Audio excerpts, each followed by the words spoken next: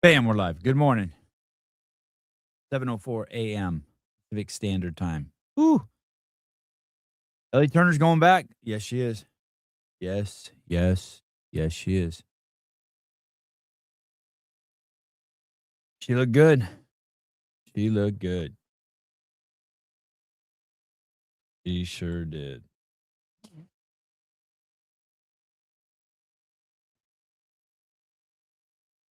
I wonder what Justin's gonna do now. I wonder what he's gonna do. Does he do last chance or does he next week go to NorCal? Poor Justin, it's a bit embarrassing, no? I don't know. I don't know if embarrassing is the right word. Hey man, maybe I should title this show this. The most underrated athlete I think in CrossFit right now has got to be Riley Martin. Man, what a beast. What a beast. He finished what did he finish like 5th or 6th? I guess I can't take he finished 5th. Ricky Garrard, Jay Crouch, Bailey Martin all going to the CrossFit Games and Justin Medeiros taking 4th and Riley Martin taking 5th. Beating out Isaac Newman, Zach Thomas.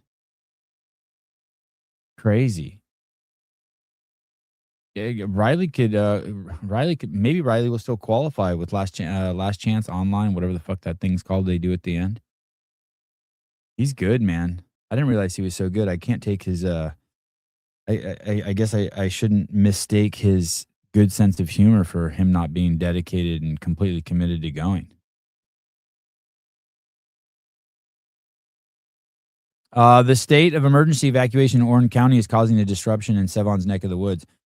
Probably not, but that story in Orange County is a trip, right? Because you kind of, at least I can't understand it. I don't know if how many of you are following it, but basically the story is this: there's this giant, massive container of epoxy. Epoxy is like just I think it's glue. There's this giant container of glue. I think specifically they said the glue's used for airplane windshields. So when you set a windshield into place on an airplane, I guess you need a special epoxy. You can't have that window pop out. Special kind of glue. And there's a giant container of it in Orange County. And I guess this epoxy before it or this glue, whatever you want to call it, before it's used, it has to be stored in a really specific temperature, climate condition, so that it doesn't explode. You go back to your periodic table. I guess the different things have different boiling points. Some shit boils like at 72 degrees Fahrenheit. And so this glue is kept in a giant container so that it won't boil. I guess it has a really low boiling point. So it's kept in this special container in the special area that keeps the glue cold. And something happened to the cooling system. I mean, you would think you would have 4 backups, right? Even when I was at CrossFit, we had this giant hard drive. It was 1 petabyte. It was massive. It had its own room. It was $1 million hard drive. But there was $200,000 of cooling infrastructure around it. We had an air conditioner, and then we had a backup air conditioner. And when I say air conditioner, it was something really robust because this thing gave off so much heat. And that if the first air conditioner broke, it automatically called someone. I think it was like a guy named Tom Roth or something. I can't remember who it called, but it called someone to let you know, like, hey, something's wrong with the first air conditioner, it needs to be repaired right away. And then the second one would kick in. I can't believe this giant glue container didn't have that. But anyway, so this glue container, not only is the cooling system jacked on it, but I guess the container started leaking. And people are saying if that shit explodes, that it'll be like a giant bomb went off in downtown Orange County. Orange County is a really nice area. Anyway, that's what's going on there. That's nowhere near my house. I don't know. Maybe it blew up last night. I have no idea. Is that the San Diego thing you're talking about? Anyway, that's the story down there. Yeah, I'm super safe. I think even biomaxpeptides.com is down there. I think they're even safe. But I do think I heard last night they evacuated 40,000 people. So, yeah, just another day in California. Yeah. That's kinda how I take it too. Oh, so you're not really Australian. Hellmate Aussies Air uses you're not really, because it's 1 in the morning there. I wanna try to get Maddie on Wednesday. Maddie Sturt. She's cool. How stoked are they? Maddie made it. She won. She won Torian.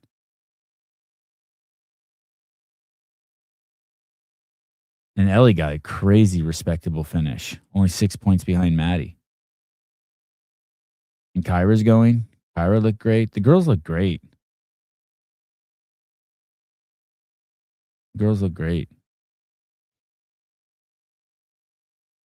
Whatever happened to oh, the one girl pulled out, right? Gracie Walton. Yeah, she ended up pulling out. Crazy. Hey, didn't someone else pull out with a heart condition? Is that 4 years in a row someone's pulled out of Torian with a heart condition? Yeah, I heard Con Porter pulled out because of a heart. What the fuck? Have I been only on half the screen the whole time and I just noticed this? Did Con Porter pull out because of a heart condition?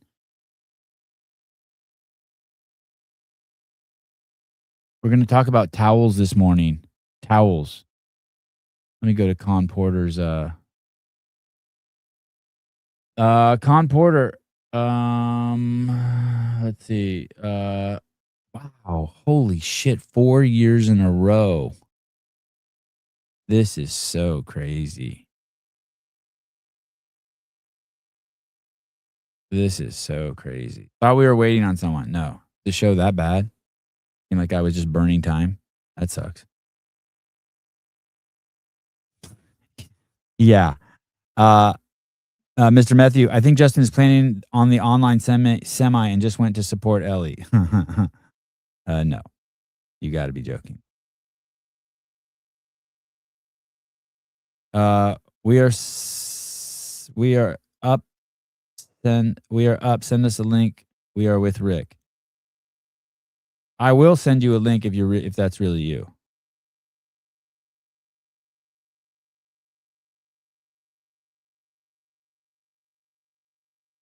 I would love to have you and Ricky on right now. That would be crazy.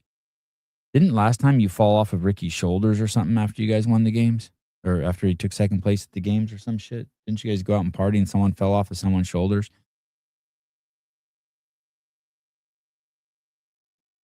Com Porter, not the ending I wanted to my Torian Pro, but sometimes these things are out of our hands. I was taking a medical, absolutely cooking myself on King Arthur, and after they conducted a few tests, they said I need to come back prior to warming up for the final to be cleared. Long story as short as possible, I was medically withdrawn by the team at the pro before final event due to concerns with an ECG result. Several of them, actually. Heart stuff is absolutely not something to mess with, so I went straight to the emergency clinic with a referral from the staff on site to get a bunch of more testing done immediately, and thankfully they just cleared me as A-OK with the heart stuff, but the x-rays showed I have a chest infection apparently.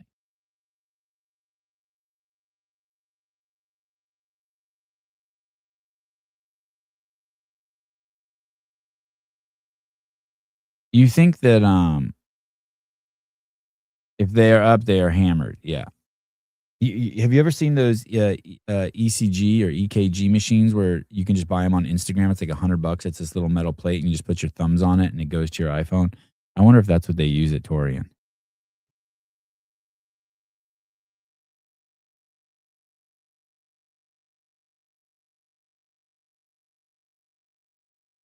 I'd love to talk to Jay and Ricky right now. Did Ricky ended up winning, right? Is that what I said? Yeah. Very close. 655, 643. I'm so happy for Bailey.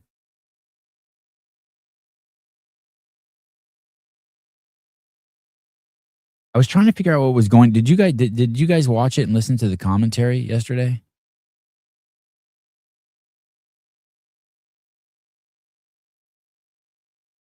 I thought that whole event needed to be Jay crouched as Bailey versus. It needed to be crouched as Bailey versus Justin, and that event was set up so good, the male event, to tell an incredible story. And it was almost like the commentators weren't watching the same event that I was watching. It was fucking bizarre. And then the final event, they kept framing Ricky, Justin, and Jay, and they couched it as it was between Jay and Justin. I'm like, what is going on? It was like a slam dunk to tell a great story with a lot of tension. And there was no, like, Bailey was like, what the fuck was going on? That was a really I realized yesterday that I would rather have good commentators than any video. I just want to hear a CrossFit events called like a horse race. That's all I want to hear. I just want to hear someone like talking nonstop, so like I could be in the backyard working and they call it like a horse race. That's all. I don't even need the video. I realized that yesterday. Oh, you're out of your mind. Justin is not cooked. You're out of your mind.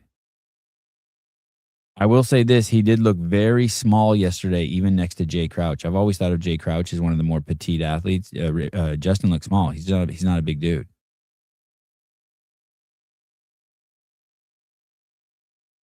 The commentary was trash, but there was a lady doing interviews with huge knockers, so it's all a wash.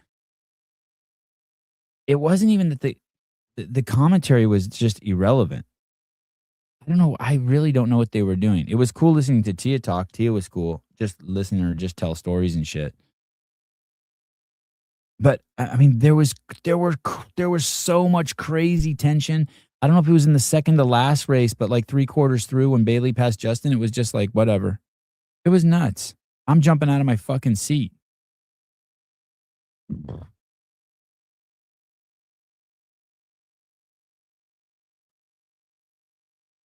Mr. Medeiros tried to mount a comeback after 2 years off. He flopped. He's washed. No, I don't. I can't. He's young still, dude. I don't even think Justin's. How old is Justin?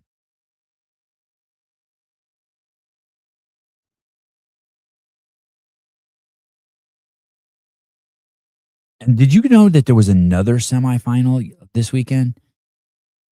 I had no idea. There's one called Renegade Rebel Rousers. What is it? What was that one called? Rena. Hey, some people are going to have their feelings hurt at the games this year. If you qualify through Renegade, you are going to trip at the games this year. Can you imagine how hard the fucking games are going to be this year? It is going to be brutal. This one's gonna. Oh, I don't even know how to spell Renegade. How come it won't pop up on Torian on a competition corner? Renegade Games. Oh, I'd spelled it right.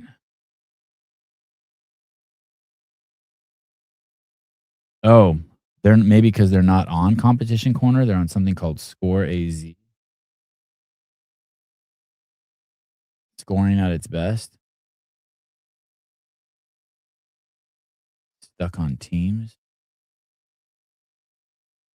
Oh, of course, I go to the website and it only is giving me team scores. The Rebel Renegade Games. I want to say that girl Hannah Black qualified through there.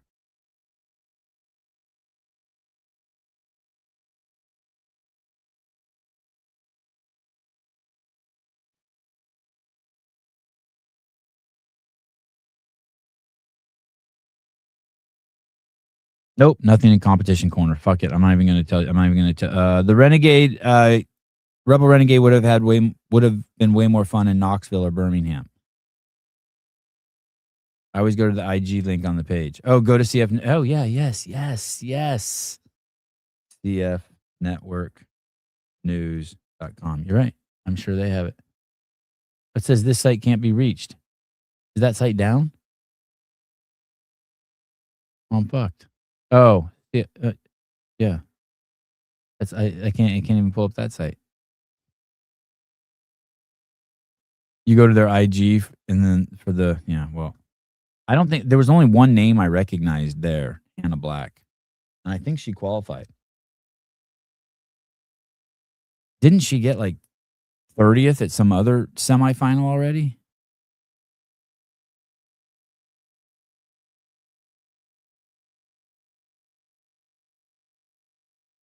I don't understand this question. Sevon, is your home rig on UPS? I don't know what that means. Yesterday, I had just political editorial commentary on life, not political. Yesterday morning, I woke up and I went to Home Depot with my youngest son, Ari. Jumped in the Forerunner, drove down there, 10 o'clock in the morning. Very busy at Home Depot yesterday. I was shocked for the morning. Maybe it was right after the show.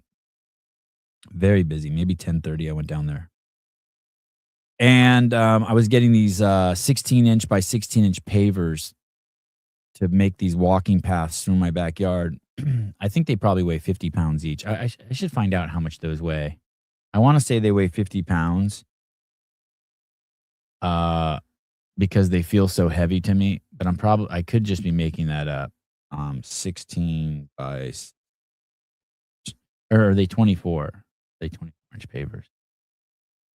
See if I can find these. Okay, here they are. These pavers right here. These ones right here.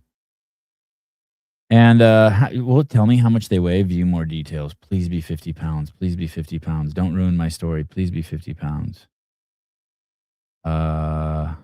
Please be 50 pounds. Doesn't say the weight.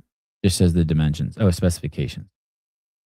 38.7 pounds. Damn, I wish they were 50. It would make my story so much better. So 40-pound pavers. In the Dave interview, he said that he when he interviewed Miley, he said he didn't know who Dom was. Yeah, that's a little out of his wheelhouse. Yes, I think the lice is gone. I mean, what the fuck do I know? What do I know? So I go to Home Depot, and usually I only get 10 pavers at a time. And they're on the bottom, so you got to bend down low, take off that screen they have on there, and move the pavers one at a time. So you're in this kind of, you have to squat down, grab the paver, pull it to you, and it's off your midline by 16 inches because when you pull it off, it's like 16 inches. And so then you move it over to the pallet cart. I use the pallet cart, the one that's just like a flatbed. So yesterday, I think I'm tired of getting 10 at a time. This is like every time I go there. So this time I'm going to get 20. Anyway, they only have 21 left. So I get all 21 of them and I load them onto the cart. And I'm trying to alternate which way I twist every time I set it on the cart because it's like working me. It's working me. And so then I wheel it over so I got 21 of them on the cart. So whatever that is, close to 1,000 pounds, 900 pounds, 840 pounds. Then I take it to the Forerunner and I have to bend down to the pallet and load them up one at a time in the Forerunner. And you can't just throw these things in there. You have to put it in there and stack them nicely, right? And 21 of those is a lot. Fills up the whole back of the Forerunner. And the Forerunner's like doing a wheelie. Anyway, I'm halfway through loading them, and a guy walks over to me, really good-looking Hispanic dude, probably 6'1", 220 pounds. He says, "Hey, do you need help with this?" And that's when I knew I was at the tail end of my life. That's when I knew at that point I had crossed the halfway mark. Here I am, this capable fucking stud of a man in my own mind. And he's probably 38 years old, comes over and asks me if I need help. I was like, "Oh, no, thank you." 1,000 pounds of pavers. Thank you, Jeffrey. 1,000 pounds of pavers, correct. So now I've moved this 1,000 pound of pavers twice in a, 10-minute period. And I'm like, I'm feeling it. I'm like, wow. I'm feeling it. And so then I get home and I park the Forerunner in the driveway and I make it so the back of the Forerunner is closest to the entrance to the backyard. And It's 120-foot walk to where I'm building this path, this paver path. Sevi, moving large loads, long distances, and doing it quickly. I was moving large loads, long distances. I was not doing it quickly. I was not doing it quickly. So now I have to unload the pavers one at a time, and then each time I go over there, I have a shovel where I'm laying the path out, and I'm flattening the ground every time. So now I've moved 1,000 pounds 3 times, and the third time, every time I'm having to do, let's say, 45 seconds of shovel work, or maybe 2 minutes of shovel work. Did your wife unload it for you? No, she offered to help though. She offered to help. She offered to help. And I'm probably 12 pavers in, and I'm tired. I'm like tired that I'm so tired. I'm thinking about going to the refrigerator and cracking a ghost. You know, I always have like one emergency energy drink in there, and I'm like, hey, I should reward myself with a ghost or something right about now. 38.5 uh, becomes 40, and 840 becomes 1,000. Yes. Thank you. Exactly. And in my defense, there were a lot of fucked up angles, right? Like I'm reaching into the forerunner to pull it out. I'm down low. I'm twisting. I could justify. I was like, hey, I was telling myself this morning. I was like, hey, and I was so tired. Afterwards, I did a workout, and on the assault bike, like I didn't even do 100 calories in 10 minutes. I was like keeping like I did it like in 16 minutes. I was so fucking tired. I never do that. I always do my 100 calories in 10 minutes or less. My workout after that, I was like keeping like, I want to say, I'm embarrassed to tell you the RPMs. I was keeping like between like a 53 and a 58. It was so bad. And I kept justifying it like, hey man, you moved 1,000 pounds 3 times in all sorts of different positions, squatting, standing, reaching out. But then the story's fucked. I can't justify it when some other grown ass man asked me if I needed help. Then I can't justify that. I was bragging about my Murph prep. I did the mile in 9:59 the other day with the 20-pound vest. Next day I felt fine. I was like, "Fuck, I'm a beast. I'm fitter than I thought." Then the next day I woke up and my feet were fucked and my calves were fucked. My calves are so sore. It took 2 days to set in. I got ahead of myself there too. Fucking mess. Anyway, if that guy wouldn't have been so nice to me, I probably would still think I'd be like, "Man, I'm good. I'm so fit." Anyway, I I'm still like probably like 40 pavers short of like what I want to do. And now I'm like, man, should I ever do 20 again? Thank God they only had 21 of them there. I probably would have bought 30 if they had 30 there. So that's where I'm at with my fitness. I've been invited to do Murph Monday with a group of people, but there's no fucking way I'm doing it with a group of people. I'm doing it in my own personal safe space. I'm doing it in my house. I really just don't want to injure myself. I don't want to fuck myself up. Blow out my Achilles or something. Or if I do Murph on Monday and on Wednesday I have to travel to NorCal, I should be, and then Thursdays I'm gonna be on my feet all day setting up. I should be fine, right? Unless I don't know. I don't know what's gonna happen. Yeah, I'm doing some man shit, I guess.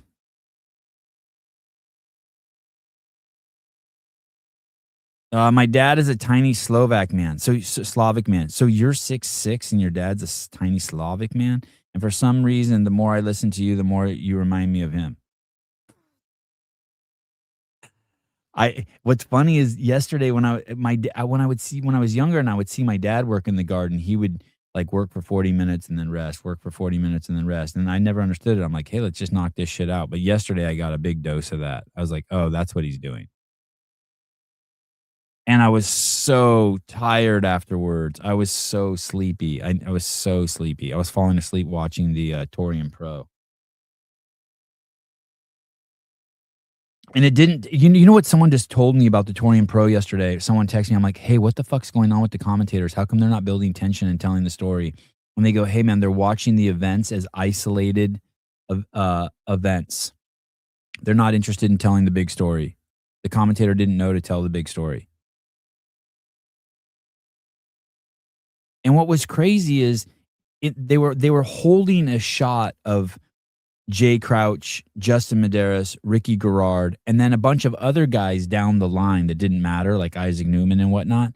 All they had to do was take a step to the left, and they could have had Bailey in there, and we could have watched the race. That's all. That's all. That's all. They had all the equipment. The graphics were fucking great. The audio was great. The cameras were steady. The picture was on my TV looked fine. I think I do. I think I am going to commentate in uh I think I am gonna commentate a little in NorCal. I mean, hey, we fucked the same thing up in at Legends. We fucked the same thing up at Legends. At Legends, the race was between Sydney Smith and Lydia Fish. That's all that mattered. That was like 80% of the final race. And it came down to one lunge. I was the spotter.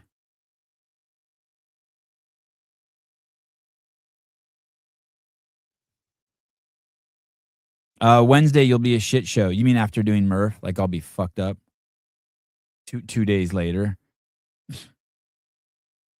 I saw Souza did some fucking insane workout. Clovis. I had never heard of it, but it's 10-mile run, 150 burpee pull-ups or some shit. I think he broke it up. He ran 1 mile, 15 burpee pull-ups, 10 rounds. Part of me feels like that would be better to do. I don't think you wear a vest for that. Part of me thinks that would be better to do that than Murph. I think the big concern is the vest.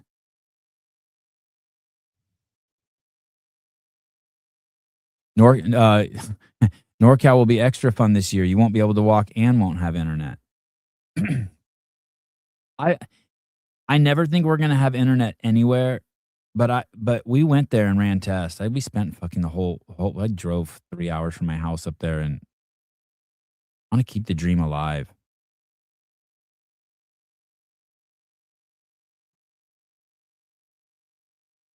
It's only been 20 years. You think they'd figure out how to cover the emotional race by now? It's just the fact that if you're not talking about the race, then it's not a sport. So the only reason why it's a sport is because it's racing. And so there has to be tension there. There has to be a scoreboard. There has to be like this tension. And hey, they didn't have a like you know how some of the events I don't know how the fuck they do it, but they track where everyone is in what lane. They got like a whole team there with clickers and shit and a computer and the graphics are going on the screen. Torian didn't have that and it didn't matter. The way they set up the events, the whenever they use the wide shot, like you could always see who was in the lead. I didn't even give a shit about that. I didn't need any of that. I just needed to I just wish the commentators would have been like talked about the fact that holy shit, this is between Bailey and Justin. Here was the thing, they needed to shift their mindset. They were acting like winning Torian was more important than going to the games. That's one thing. That's why they were like, "Who's gonna win?" I'm like, "I don't give a fuck who wins. I'm interested in the cut line, yo.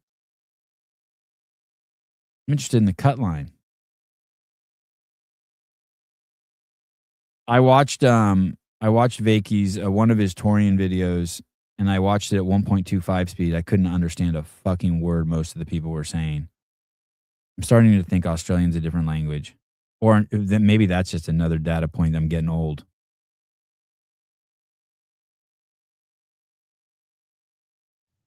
I think Vakey was in charge of media there. He was the media director for Torian. He's a cool dude. Yes, 20 rounds, 5 pull-ups, 10 push-ups, 15 air squats. That is not what I'm gonna do. I don't think. Unless I decide to do that every 2 minutes.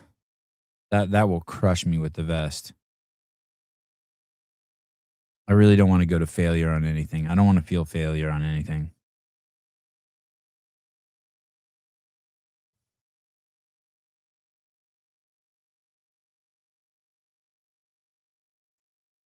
So I would say in the last 6 months, 80% of the towels in my house have been replaced. We had to just, I don't know how that happens. I guess my wife goes online and finds towels and replaces them. And I personally, and if there's anyone who thinks different, please tell me and state your case. The number one priority in a towel is what? Chime in here. What's the number one priority for a towel? You guys know what a towel is, right? There's kitchen towels, there's bath towels, there's swimming pool towels. You can use them all for anything. You could take a fucking kitchen towel to the swimming pool. You could take a bath towel to the swimming pool. They're all interchangeable. Softness, no, you're fucking wrong. You're wrong. Thickness, no, absolutely fucking not a number one priority. Not even close. There's only one priority. Miss Young, absorption. Absorption. That is it. And this makes me feel better. This makes me feel better. Here we go. Absorption. Yeah, absorbance.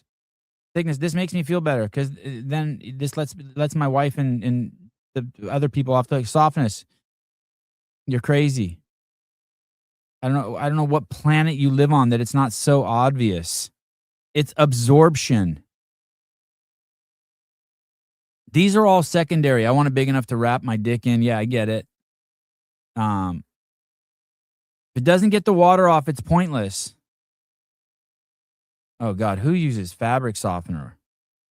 Is this guy cool, El Padrino, or is this guy a douchebag? I can't ever tell. Like there'll be like 10 shows I like you, and then there's one show I'm like, I gotta block this fucking ding dong. But I can't remember what you said, so it couldn't have been that bad.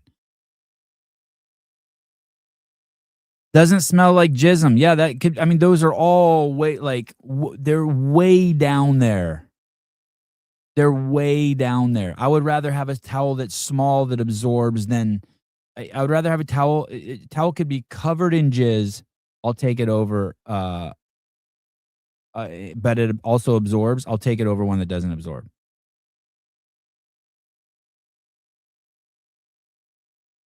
No, you can't be neutral, El Padrino. I'm just neutral, not cool or a douche. No. You can't. You're not allowed. Oh, good dude. That's a bad sign. That's a bad sign. That's a bad sign.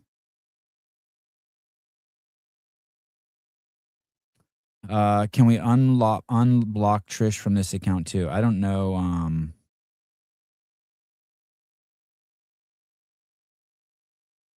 Like I see people get blocked and then they're back. I don't know how to unblock someone.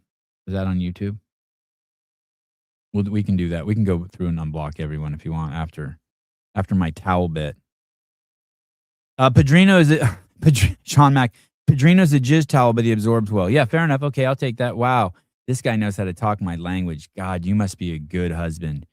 You really know how to speak to your audience. That summed it up. Who blocked Trish? That's wild.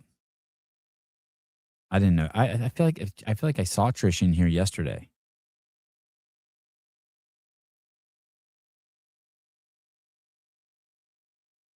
Oh, we should do an unblocking poll.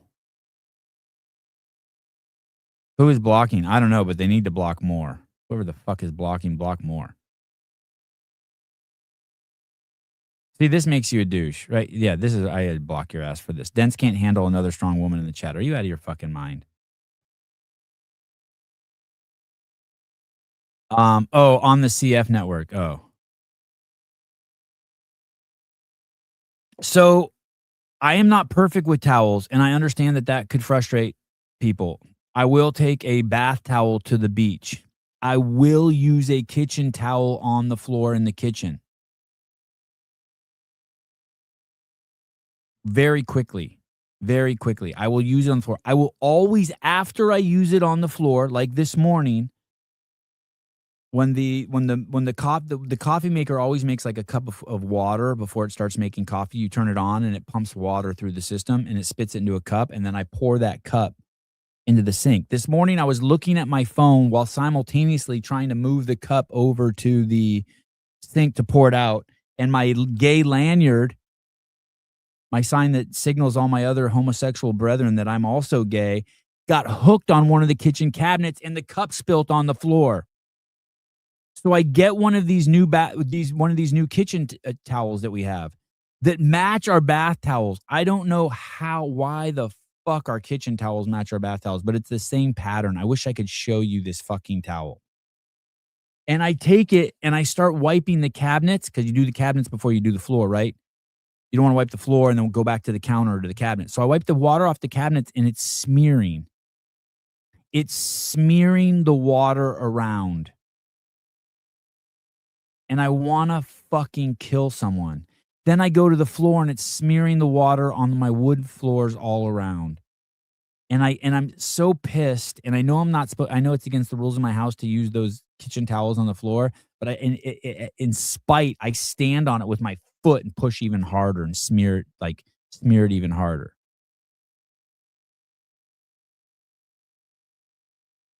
Like, what the fuck is going on?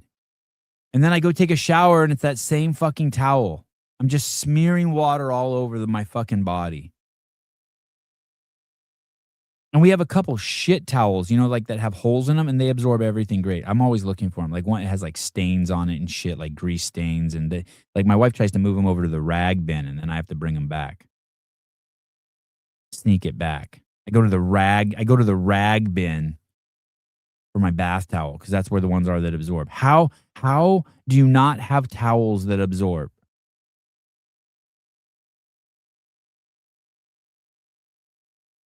Yeah, I get that, Anish, Shupe. Ani Shupe. Some towels take a few washes before they absorb while it dries. Yeah, these I told myself that also, but these have been around now for months, and it's getting worse. And all the boys know.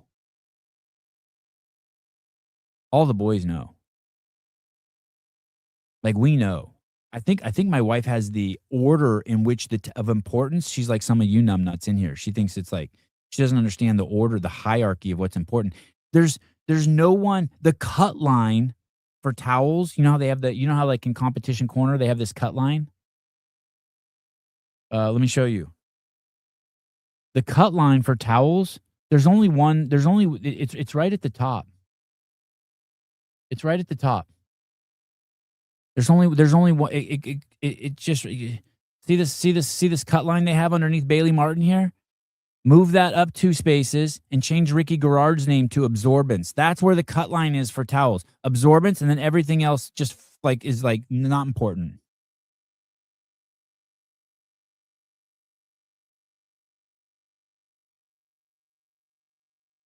Yeah, paper towels win the kitchen. Yeah, but the thing with paper towels is when I was raised as a kid, we had paper towels and a paper towel roll, but we'd go through one roll a year because my mom said it was a waste if you used them. They had to be for special purposes. I don't even know what those purposes were, but we weren't allowed to use those really. And so I have this thing with paper towels, like it's like if it's like only if like there's an emergency. Like you have to have so much snot, you sneeze and there's just snot running down your face, you could grab a paper towel for quick access. Yeah, wasteful. Yeah, I was brought that it's wasteful. Even though my kids use paper towel, I was like it's nothing. I just don't understand the fucking towel thing. It's towels and then the cut line. Everything else doesn't matter. The color, the size, the just what I don't care what You can pick everything else. Just let me pick the one thing that takes rationale, logic, and competence and effectiveness, practicality, the actual use for it. Imagine having a car without a steering wheel. You get a brand new car and you get home and it doesn't have a steering wheel. They deliver it to your house. Now what? That's what a towel is that doesn't absorb. Oh no. No, we're not calling Haley. I'm already scared to go in the house. I might not go back in the house today after the show. Maybe I'll do a marathon show, 7 hours today. It's fucking insane. It's insane not to have towels that absorb. And I get there's rules that I break, like using the kitchen towels on the floor. I get it. I get why it grosses her out and all that. But I always, after I do that, I walk it to the laundry room and put it in there. At least I do that. Doesn't make it right. And mostly I do it because I don't want her to see it. I don't want to get in trouble. Just get new ones. That's not in my lane. That's not like in my priorities to get new towels. My priorities are to go outside and walk around in the yard, chase the kids around, clean the fish tank, hang out on Twitter, cut branches off of trees, work out. I can't be. I'm gonna go to Amazon. I'm gonna order the wrong ones. I don't know how you know if they're absorbent or not. Like the ones at the fancy hotels that are big, white, thick towels. Why can't we just have those? Why can't every time we go to the hotel, let's just steal 4 towels and let them charge us for it?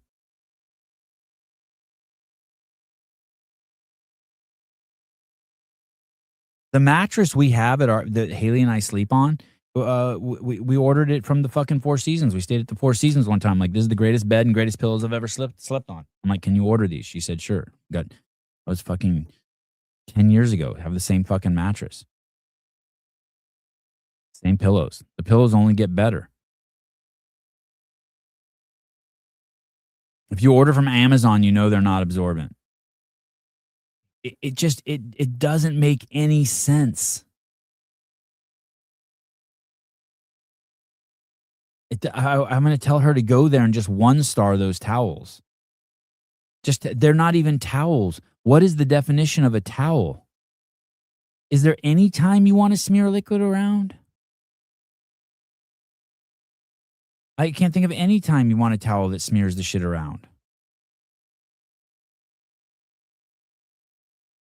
You're gonna have to go to Costco. If I touch a towel, I know too.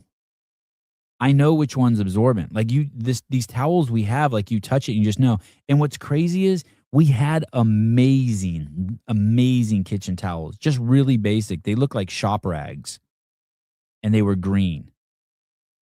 And now they're all in the rag drawer because we got all new kitchen towels, and we have 3 different kinds, and they're all equally horrible. And then we have these hand towels in our kitchen that are so fucking thin and useless. Valid crash out. Absorption is key. Yeah. It's Miss Canyo, it's nuts. When the toilet overflows, what do you throw on the floor? Oh boy. Can't remember. I don't think our toilets overflowed in 15 years since we had to move out of the house and redo all the plumbing, or 11 years, whenever that happened. That was fucking nuts. We have so many rags. I'm addicted to rags. And the boys exclusively wear wife beaters every day. And so we go through so many wife beaters. I get them at on Amazon. And so we have fucking 100 wife beater rags, wife beaters that have been cut, and we have old towels, and we have the awesomest rag collection. I feel so powerful with a great rag collection. And we have them in 2 places. My wife's really cool like that. She got this really cool basket. It's huge. It holds a huge stack of rags that are all folded nice. And then in Avi's room, where the 2 fish tanks are, there's another container full of rags. Having a good rag container is like, getting a new pack of cigarettes or getting a new bag of weed when you're in college. You know what I mean? You just feel good. Love having going to the ra and I have my favorite rags, and they're always in there. What do you dry your car off with? I have no idea what you're talking about. I don't dry my car. What are you talking about?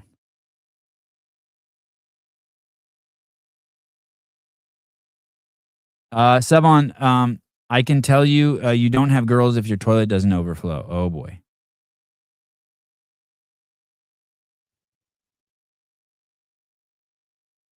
Yeah, I don't do anything with my car.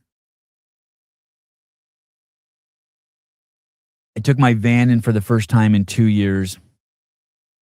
Guess how much that cost? First of all, you go in there and he's like, "Hey, it's gonna be $842 this drop off. This is this is your 110,000-mile check." I said, "Okay."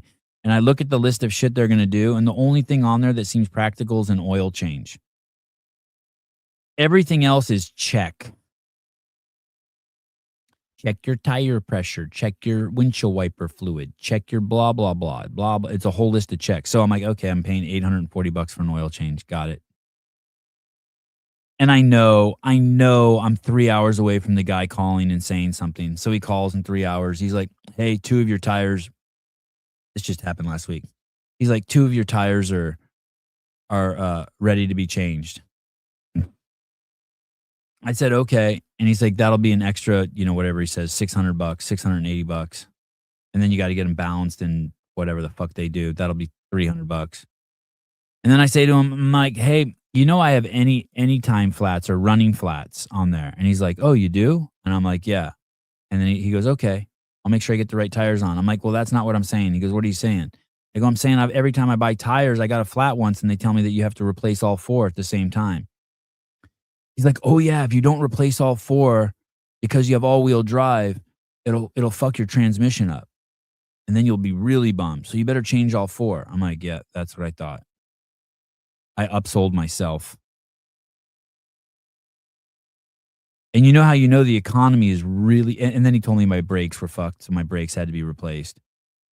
And you know how the economy's really bad? This had never happened to me before. He tells me the price. He's like, "Oh, it's gonna be $3,200." And inside a little piece of me dies. Oh, all-wheel drive's a scam? Really? I need to hear more about that. I love my all-wheel drive. It's funny that you said the all-wheel drive is a scam because Greg bought a minivan the same time I bought a minivan, and the guy at the dealership told him that the Sienna that he got drives just as good as the one with all-wheel drive. I find that so hard to believe. Yeah, I don't give a fuck about gas mileage. All-wheel drive also worse miles per gallon. Yeah, I don't give a fuck about that. Yeah, it'll ruin your, yeah, that's what he said. If your tires aren't the right size, aren't this all the same size, it'll fuck your differential up.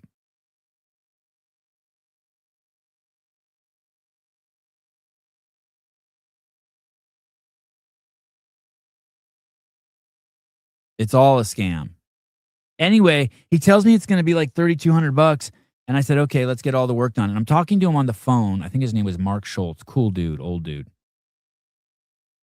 I chatted him up. Has kids, grandkids, lives locally. And he said, "Hey, are you sure?" And I said, "Yeah. Well, what are my choices if I need tires and brakes and all that shit?" He's like, "Well, I mean, like, can you pay for it?" Like, he's asking me if I can fucking pay for it, and I start thinking, "Holy shit."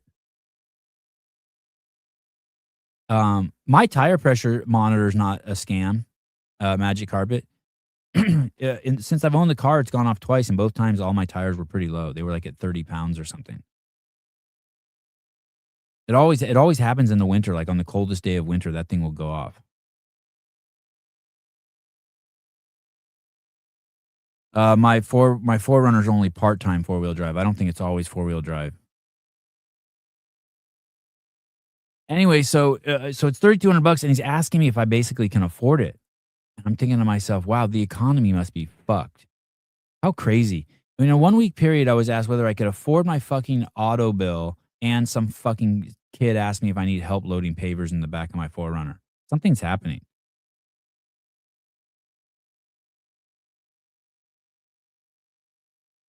Anyway, I guess I'm good for another 2 years. When I paid, he's like, "Sorry, it's so expensive." I was like, "Okay." Like, I don't know what to say to that. No idea what to say.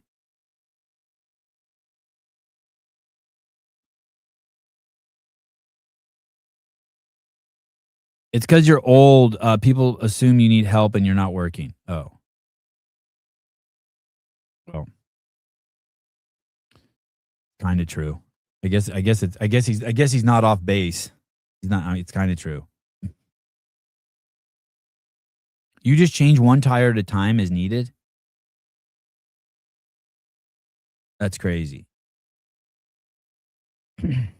Is your profile picture in front of, the whiteboard at the old HQ in Scotts Valley?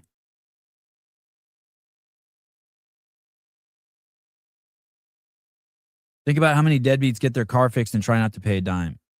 Well, and you know what's crazy? When I went in there too, I said, "Hey, can you clean the car? Can you like it hadn't been washed since the last time it'd been in there 2 years ago." And they have some crazy way to wash it. They put something on your paint that like actually I think takes off a little bit of the paint. I don't know what it's called. They described it to me once. They put some acid or they pour something on your car. I'm like, "Hey, can you clean my car?" And he looked at me like I was crazy. He's like, "Yeah, that'll be an extra $110." I'm like, "Yeah, just vacuum it and clean it." He's like, "Sure." And then when I went and paid the $3,200, he's like, "I just want to tell you I didn't charge you for the cleaning." I was like, "Oh, swell. Thank you."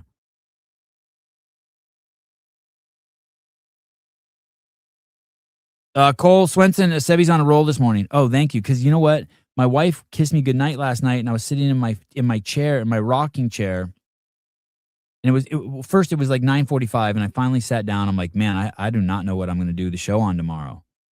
I mean, I have all of this stuff, but it's the same old shit. You know what I mean? Black kids rioting in Detroit and Muslims fucking killing people. And I'm like, I really don't. I get kind of exhausted fucking doing those shows. And so I spent the next hour and 15 minutes like just brainstorming what I'm doing the show. Now it's fucking 11 o'clock at night. My wife's like kissing me goodnight. And I'm like, fuck, I'm fucked. She goes, why? I'm like, I don't know what I'm doing the show on.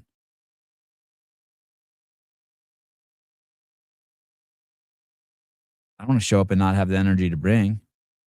And then this morning, that towel thing happened. And I go, oh, there is a God. He gave me a subject. Fucking towels. Fucking towels. The towel does not absorb. If it doesn't absorb, it's not even a towel. It doesn't even fit the definition of towel. Doesn't even fit the definition of towel. Towel definition. Mhm. Oh, you guys are gonna love this. You're gonna absolutely love this. Listen, towel, towel, a towel is an absorbent piece of cloth.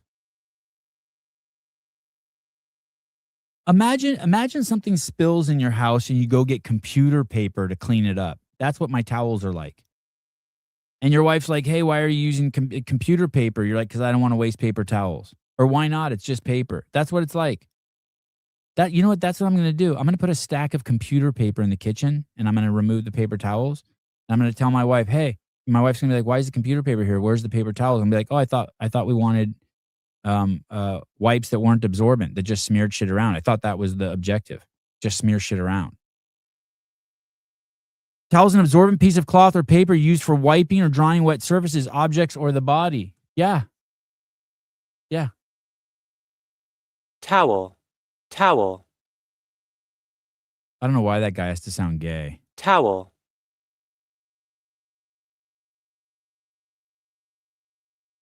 I'm exhausted from all the political shit and I love political shit. Yeah, me too.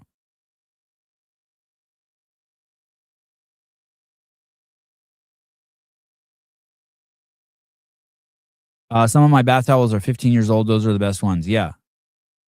Number one rule, no new towels. Yeah.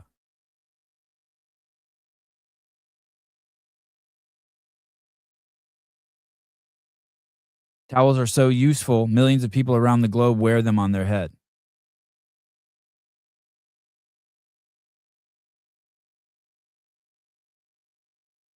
Should I read your guys' names before I read the comments?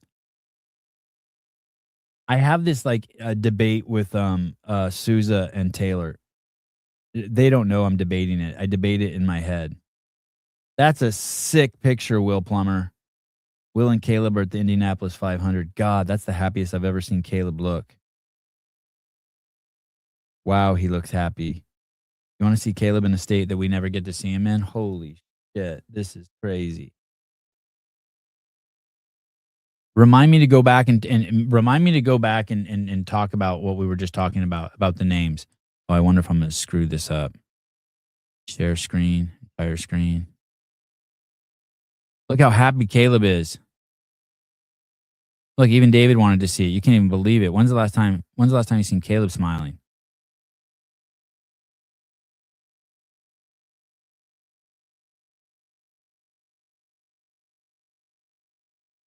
I'm doing that with the computer. I'm doing that with the computer paper. I'm leaving computer paper out and removing the paper towels. See how my wife likes that.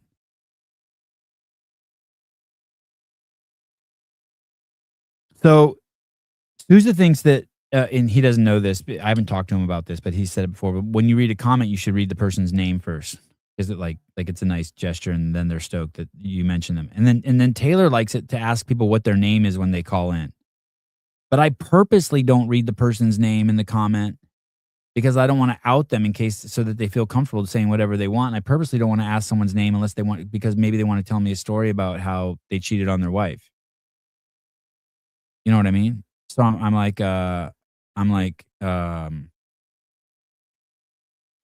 torn. Like I see their point. But I don't know. But those are the dilemmas in my life. Those are the big problems in my life.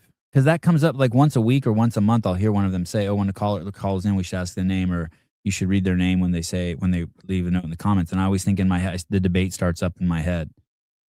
And then we switch subjects before I can like bring it up to them.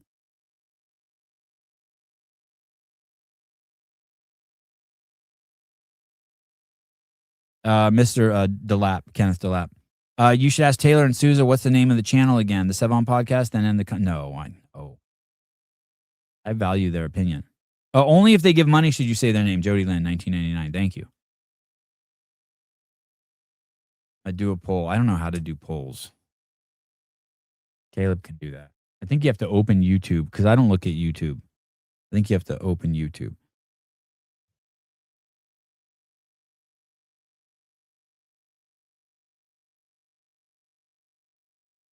What's it called when you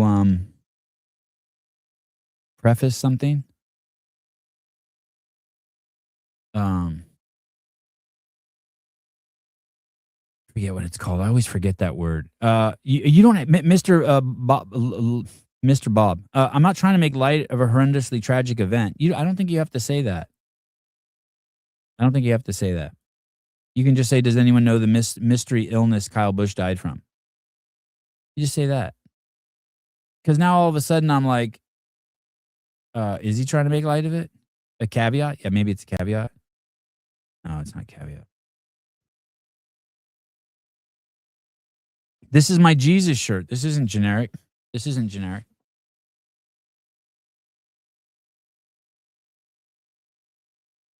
Someone asked if my lice got pubes. My wife walked in the bathroom and I was putting Cetaphil all over my pubes and my ass hairs and my thigh hairs.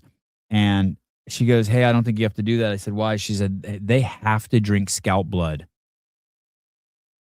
I can ask. Should I ask Grok instead? I can ask Grok. Hey, Grok.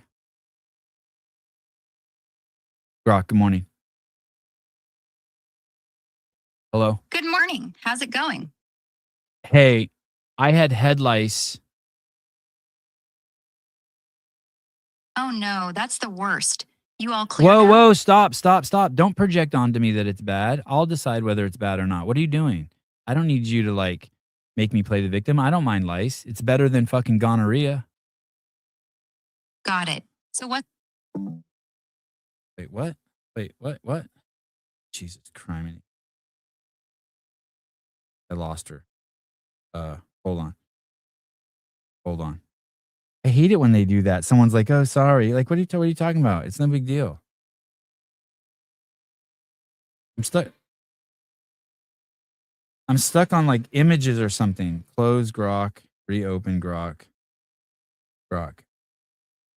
Oh, I'm screwed. I'm on some Imagine page. I don't want to be on an Imagine page. What would you like to create? I don't want to create anything. Oh, ask.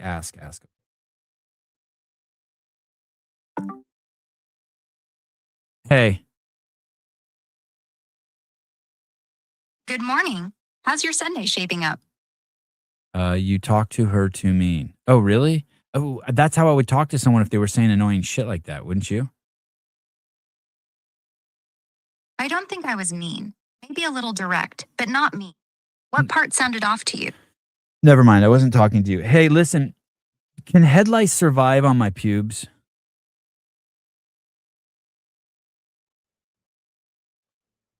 No, head lice can't really survive or thrive on pubic hair. They're a different species from crab lice. Their claws are shaped for finer head hair, not the coarser stuff down there. They might hang on for a day or two if they somehow get transferred, but they'd struggle and die off quick.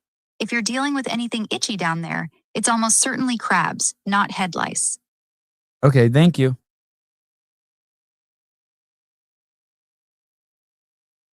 No problem. Anything else on your mind? So there you go. My wife told me that they have to live off of scalp blood, but the way she described it is their teeth are made for digging into the scalp and not. Anyway, I wasn't itching down there, but I just did it because I just assumed I just made the hair the same thing you did. Figured if there's hair, they can just live down there, but no. And when I had crabs in college, they weren't in my hair, so. I have a great video coming up. The iPhone is so powerful. You can zoom in and actually see the lice. And they look like you know what baby the pupa stage of ladybugs looks like? That's what lice look like as adults. Kind of like that. Not as colorful, but basically the same look kind of creature. Oh, did I do atomic sit-ups yesterday? Dude, I own those. I sent a video to Taylor. I just knocked out 10 like it's nothing. Like it's nothing. I didn't do the 50 GHDs before, but I could do atomic sit-ups like it's nothing. I did 10 super fast, and I sent them to the group chat. Someone responded with, "How the fuck do you do that barefoot?" And then I had my kids do them. They're so easy. They're so easy. Although my stomach is a little bit sore just from the 10 I did. I move like a dream. My mechanics are fucking brilliant. I knew right away that you got to keep your ass close to your heels.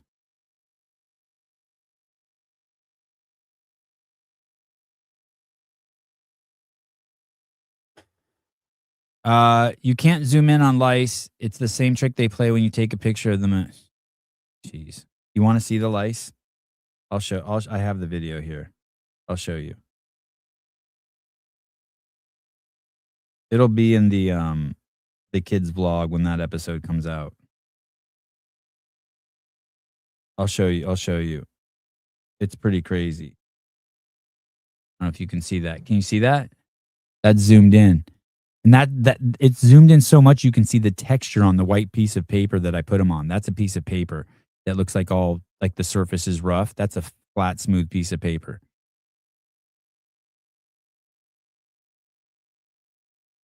The iPhone's nuts. The iPhone is nuts. You can zoom in on the eggs and everything.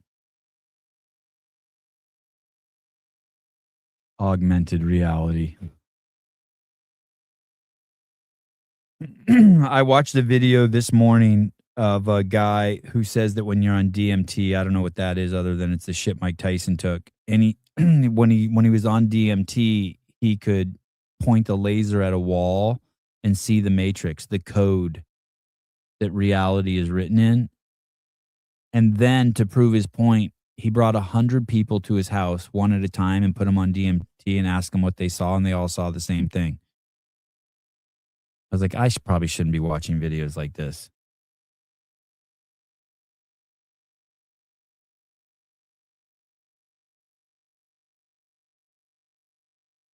And he said that's proof that we're living in a simulation, which I guess would be kind of cool. I don't even know what that means. That, like, I think people have such little thought on what reality is anyway. What's it matter if you're living in a simulation or not a simulation? So few people don't even think about that shit.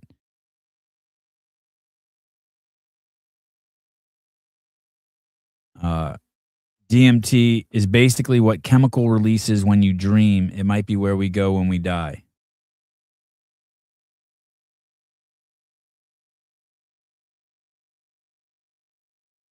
That'd be cool if we went somewhere. Oh, that's cool.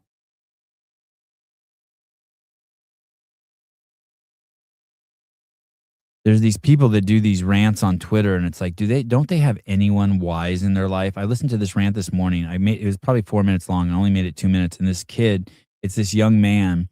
He's like 25 years old, and he's talking about why he's so upset. And he's upset because taxes are too high, and he can't get a job. And I'm thinking, dude, you know all the reasons why you're upset. Like, do you know how lucky you are? Like, then just let all those things go. Just accept all those things and you're done. Most people don't even know why they're upset. If you're upset at all those things, you're at the 99-yard line. Sorry, you're at the 1-yard line. No, I like 99. You're at the 99-yard line. Like, now all you have to do, now that you know, you can just let those things go. Like, what the fuck are you tripping on? Most people don't even know. All you have to do then is accept the fact that your college degree didn't get you anything. Okay, cool. Would you rather not know and just be pissed? Now you know. Stop fucking blaming people. Gather all your power fucking back. What the fuck? Sounds like a Chris Biesterfield episode.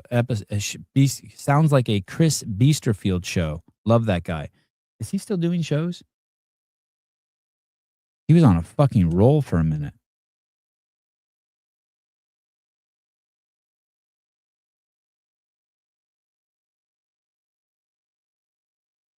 Mr. Jake Chapman, good morning. Technology will, on day, allow for simulation. So this is the original universe where we are living the first time it's happened.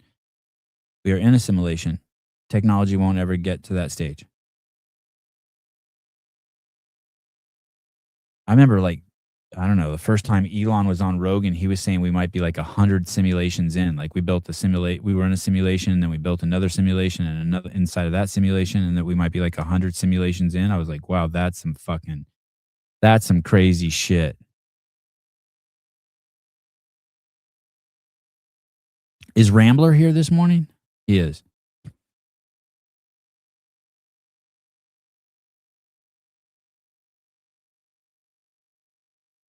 This is for you, Rambler. I really debated doing this piece. And then I thought, I'm going to do this just for Rambler. I have to really slow my brain down to do this piece.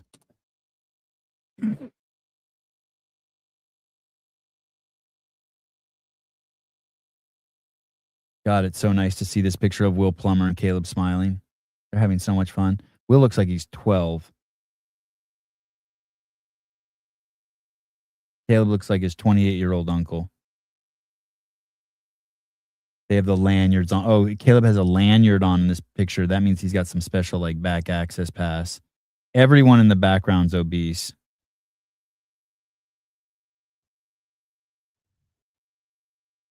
The entire AI boom might be built on fake revenue. Latest corporate filings show that OpenAI and Anthropic alone make up over half of the entire $2 trillion future cloud backlog held by Microsoft, Oracle, Google, and Amazon. So I read that and I'm like, I have no idea what the fuck they're talking about. Right? I'm like, I don't know if I should keep reading because I'm already lost. But here we go. And I think that this post actually makes really good sense of it.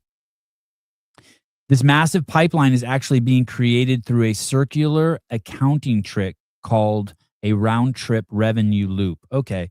So I still don't know what he's talking about, but here we go. And this post explains it really well. A tech giant gives billions of dollars to an AI startup as an investment, but hidden in the contract, I don't know why they have to say hidden, but in the contract, you don't even need but. And in the contract is a strict rule forcing the startup to hand that exact same money straight back to the tech giant to rent their computer servers. Okay, so I start an AI company. I sell 50% of it to Amazon for $6 billion, but right away, I give that $6 billion back to use the Amazon servers to run my AI. You guys get that? So now Amazon theoretically just increased their value by $12 billion. You get how that works? Because you get a $6 billion in ownership, which you could, I guess, put as an asset. And then you also get $6 billion into another department that's buying tokens from your servers. I guess that's how it works. When Microsoft invested $13 billion, and here's the example they give. When Microsoft invested $13 billion into OpenAI, it didn't just give them cash, it gave them cloud credits to use Microsoft servers. OpenAI used those exact credits to train its AI models, and Microsoft then turned around and recorded that server usage as brand new cloud revenue. Okay, so yeah, so it's a double billing. The tech giant is literally paying itself with its own money and calling it a sale.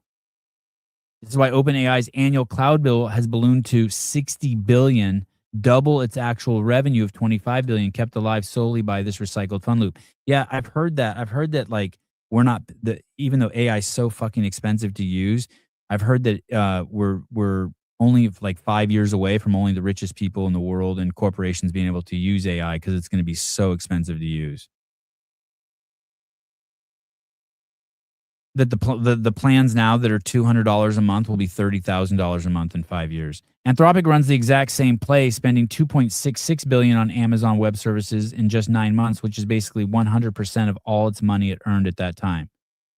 This manufacturer demand triggers a second accounting trick where the tech giants book massive paper profits every time a startup gets a higher value from a new funding round. So you buy this company, right? You invest into this company, and it's worth 10 billion, and then more people invest into it, and its valuation goes to 100 billion, and now all of a sudden you've made even more money. You can claim that this paper money you have is worth even more. The tech giant updates the value of its investment on its books and counts that unearned paper gain as direct profit. In 2026, Google reported a record $62 billion profit, but $28.7 billion, nearly half, was just a paper markup of its Anthropic investment. In the same quarter, Amazon reported a $30 billion in profit, but $16.8 billion of it was just Anthropic paper gain.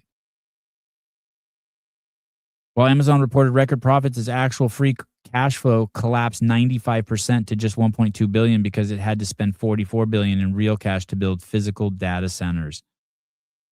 This has created a massive danger where these giant companies rely heavily on just one or two unstable startups. Microsoft has 49% of its $627 billion future backlog tied to OpenAI. Wow. While Oracle has an incredible 54% of its entire $553 billion pipeline relying on OpenAI alone. And here's where it gets weird. This perfectly mirrors the 2001 .com crash, when the Global Crossing and Quest Communications swapped identical fiber optic network capacities with each other just to book false sales. Quest had to erase $1.4 billion in fake income, and Global Crossing went completely bankrupt. So these were two fiber optic companies that were buying more bandwidth from each other, just buying bandwidth from each other. The only difference is the .com swaps were illegal, but today's AI loop is fully legal under current accounting rules. Yes, we have a massive inflation of the value. I heard it's 20% of the stock market is that fake fucking revenue loop.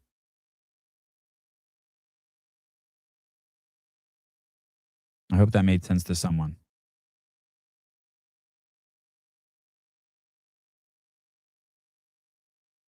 That was a tough one for me. I debated back and forth. Did I cover this one?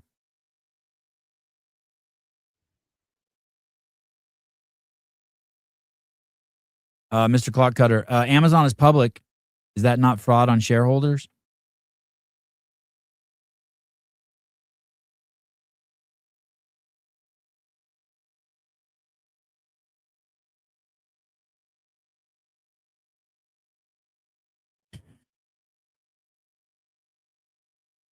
I'm living paycheck to paycheck still. All this stuff is over my head.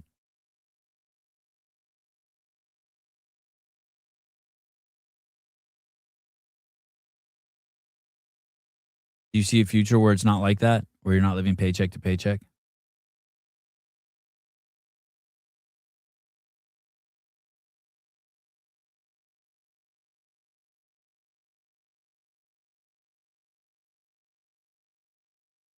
I should do this. Oh, I was going to play this video. I should wait till Taylor's here. Never mind. Scratch that one.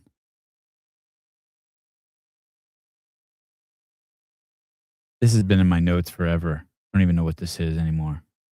Oh, this is so good. This is so good.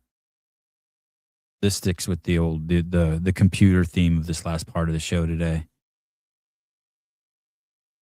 This job interviewer exposed a North Korean hacker who was applying for a job as an IT worker by asking him to simply say Kim Jong-un is a fat, ugly pig. The candidate hesitated and looked at the camera in daze as he remained silent, refusing to say this simple sentence. Can you imagine if you said that? You'd be dead in 5 minutes. The process is simple. Ask the suspected imposter to insult the country's dictator, Kim Jong-un, given the insulting him is illegal in the country and can result in harsh punishments. Are you out of your fucking mind? Hey, dude, I'm doing a show. I always do a show at this time. Bye. For fuck's sake. Okay, here we go. Okay. I just the network is issue. I think. Okay. I just come back. Okay, no worries. Yeah, I mean, I was in the process of saying, like, we get like a lot of imposter candidates, you know, particularly North Koreans, like posing as like people that they're not. So one of the tests that we do is trying to get them to say something like Kim Jong-un is a fat, ugly pig. Could you say that for me? 시장. So no, Kim Jong-un, you know, the leader of North Korea. Yeah. I just say I should say like that. Yeah. Yeah, if you could, because it's one test so that I know that you're not North Korean.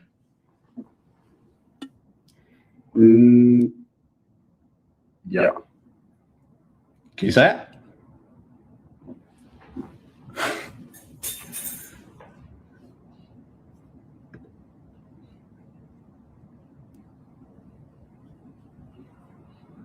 Damn, he really don't want to say it. Yeah. Okay. What annoys you the most about? He just hung up. Yeah, that's aggressive. I know it's aggressive, right? I don't know how I would react if someone said to say that either. I don't know if I'd say that. I mean, not because I'm afraid of Kim Jong-un, but that's a crazy thing. Oh, that's an awesome interview question.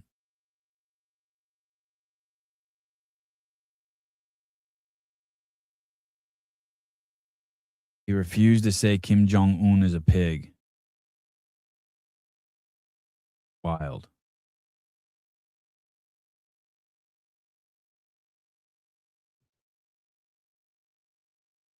What do you think the most ambulance rides and what do you think the most ambulance rides anyone takes is?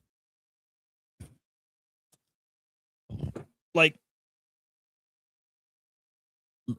just let me. I'm not asking the question well. Let me imagine yourself. What's the most times you think you would be in an ambulance in your lifetime? Once? Twice? What's the most amount of times you think any human being has been in an ambulance? I don't mean as an EMT either. I mean like I don't mean as an employee. I mean as a victim, as a client. I mean as a client. What's the most you could imagine? 0. Yeah, 0 is a good number. Yeah. Uh-oh. Oh shit. This isn't good. Hi. Hey. Hi. I was just calling to see if you were brave enough to answer my phone call. Oh yeah. Why did you call on this line? Oh. I don't know. Got it. Okay. Do we have You're to braver than are we going to need counseling after this show? No. No, I mean, I'm glad that I saved you from not having to talk about it. Oh, yeah. You're a fucking what? Imagine that. There would be no show to I love that. Thank you. You're right. Wow. Wow. Yeah. What would I have Good talked job. about this morning? Could you tell I was in a panic last night? I was like just sitting there being like, oh, fuck, I have no show tomorrow. I'm not talking about Muslims or blacks today. Yeah, I've heard you say you don't know what you're going to talk about. This felt a little different. So I'm glad there was some divine intervention. Yeah. this Thank you. morning. You're my muse. You've always been my muse. Hey, All right. I love you. I like that. Love you too. Maybe we could, maybe you could get some new towels. Yeah, let's go shopping. All right. You can pick them out. All right. Okay, Bye. bye.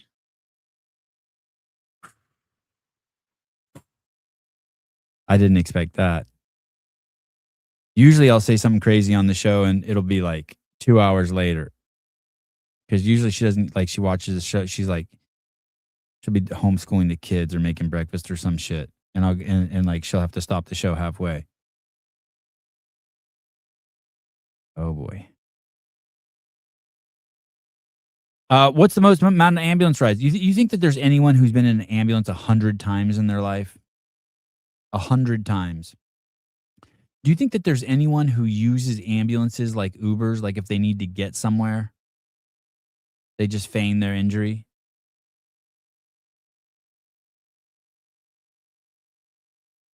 I'm scared for you. I'm scared for me too. I'm going to go straight from here, from the studio, out to the backyard and just work in the backyard for 4 hours. They cost $1,000 a ride. Oh, God, I bet you it's more than that. I bet you it's more than that. I bet you it's more than that. Is this the...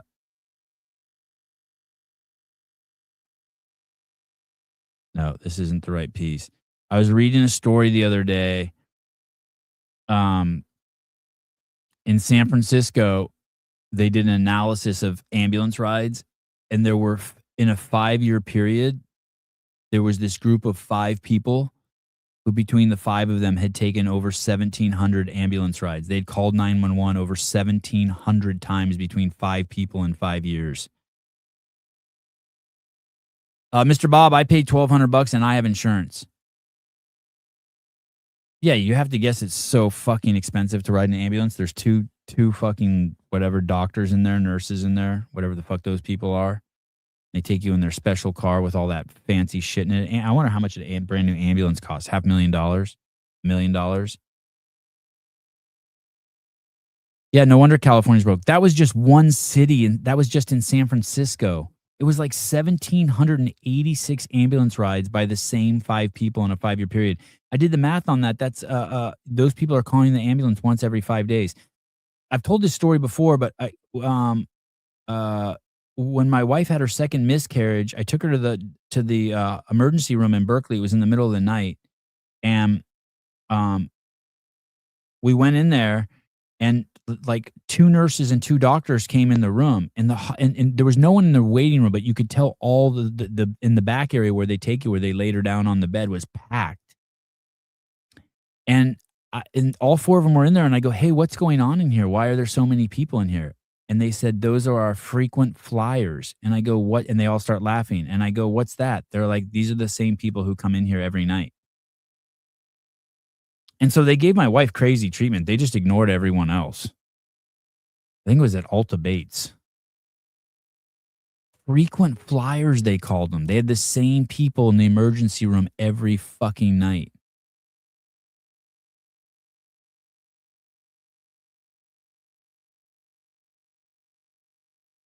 Fucking nuts. Hey, it's like you can't believe the stats on LA fires. The stats on LA fires, I think I'm understating it, but I think half of the calls that the fire department gets in LA County every single year are fires started by homeless people. Yeah, even better, Jake. Yeah, frequent liars. Yeah, totally.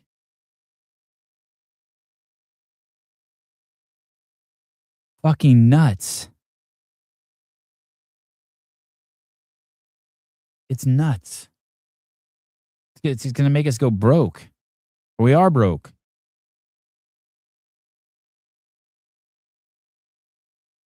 You build this insane infrastructure, and then you get people who are just going to take advantage of it.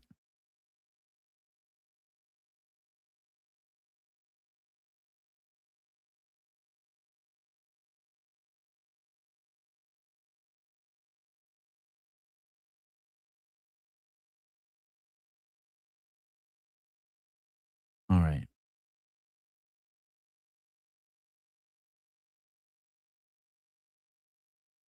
I think that's it.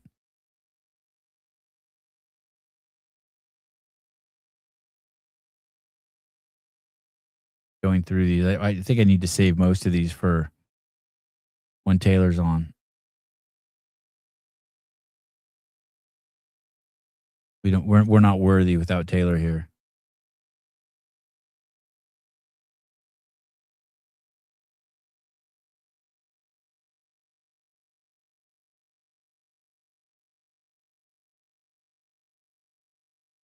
This is an old story. This is about a month. This is about a month old. Do you remember when the United Healthcare CEO got shot in the head? Luigi Mangione shot him in the head. I talked about this on the show. This article I'm going to pull up, but I never showed you the article. I'll show you a couple bits. This is pretty disturbing. Mamdani makes the most expensive video in history. Avatar cost $237 million. Mamdani filmed himself threatening a billionaire on a sidewalk and cost New York $6 billion and 21,000 jobs. Mamdani went in front of this dude's house in New York City and said, Mr. Griffin, Ken Griffin lives up here in this $237 million condo, and we're going to tax the fuck out of him. Now, think of just the state of affairs the country's in. That's the mayor of New York docks the guy who at least 25% of the people hate rich people. By the way, before I go into this, yesterday when I was in the yard, I was like, hey, I'm going to listen to something when I'm in the yard here, when I'm unloading the 1,000 pounds of pavers from the Forerunner out to the backyard. And I put on the Epstein Epstein, they had the girls, they brought the girls who hadn't been heard by Congress into not Congress, but into a hearing room. And there were like 10 congressmen and women there. And they were like, we're going to let them speak for the first time. And I'm 30 minutes in, and the first 30 minutes is just all caveats on how this isn't a political thing. This isn't right or left. We just want the truth. This isn't Republican or Democrat. We're just going to let the girls speak. And it was 20 minutes of that. And I'm like, and I'm listening at 1.5 speed. I'm like, come on, let's just get to it. And I'm thinking I'm going to hear these women talk and tell their stories. So I listened for another 30 minutes, and they still haven't talked. Like the questions they ask them are like, what would justice mean to you? Like it's just like global warming. The presupposition is that something bad. I wanted to hear their stories. I wanted definitive proof. I wanted to hear someone say Epstein did X, Y, and Z to me. The guy in Ohio, what's the guy who owned Abercrombie and Fitch and Victoria's Secret? I wanted to hear Lex Wexner. I wanted to hear Lex Wexner did this. None of that.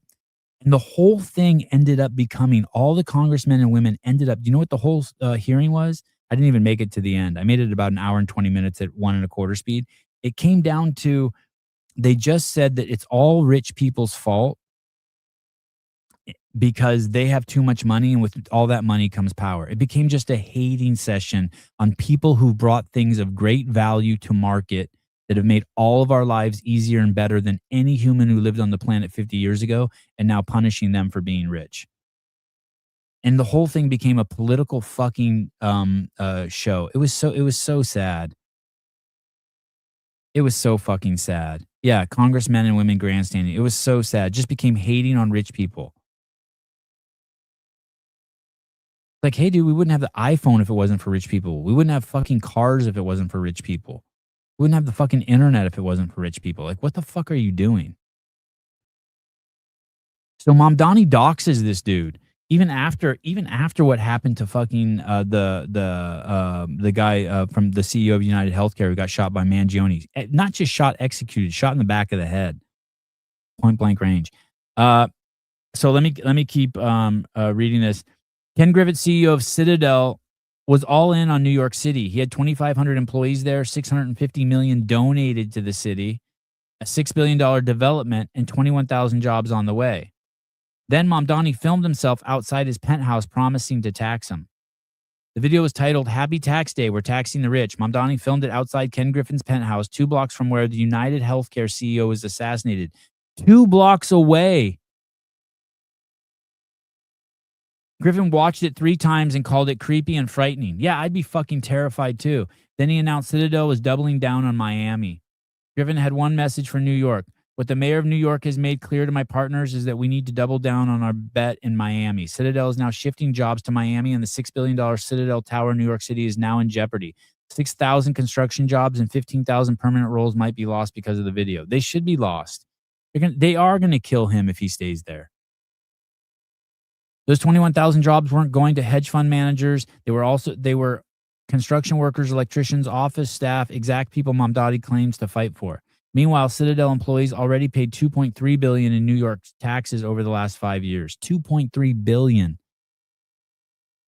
This is what happens when envy is your policy and likes are your metric. You end up with the governor of Florida calling you his best realtor.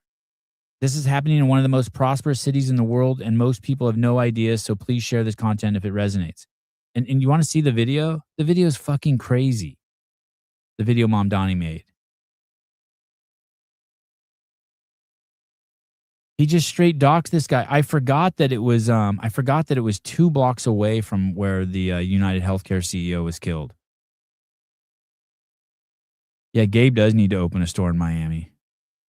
Listen to this shit. When I ran for mayor, I said I was going to tax the rich. Well, today, we're taxing the rich. I'm thrilled to announce we've secured a pied-à-terre tax, the first in New York's history. This is an annual fee on luxury properties worth more than $5 million. Imagine there's a cohort of our citizens, and I know a ton of them who think it's good that we get taxed more. They're excited. They're so excited to be taxed more. Whose owners do not live full-time in the city. Like for this penthouse, which hedge fund CEO Ken Griffin bought for $238 million. So the presupposition there that not living in the city full-time is bad, that's bullshit. And that for some reason, buying something that's $238 million is bad, which is actually great for the city because then you have to pay property tax on that fucking price that you bought it for. This pied-à-terre tax is specifically designed for the richest of the rich, those who store their wealth in New York City real estate, but who don't actually live there. So what? So what? What's the point? Even so, they're able to reap the huge financial rewards of owning property in, dare I say, the greatest city in the world. What financial rewards? What financial rewards is he getting by owning that penthouse there? And most of the time, these units are sitting empty, since again, they don't actually live here. This is a fundamentally unfair system that hurts working New Yorkers. Now, you think it hurts regular people that someone bought a $238 million condo in your town? Do you know how many people he must employ to take care of that condo? Every time that guy rolls into town, he spends $100,000 on restaurants, Ubers, taxis, limo services. He is the lifeline for all the people who are, all the 20-year-olds who are trying to make it in New York City. it's coming to an end. This tax will raise at least $500 million directly for the city. It'll $500 million for the city. You mean for you and your friends to do what? To hire more social workers? To do what? help fund things like free childcare, cleaner streets, and safer neighborhoods. Free childcare?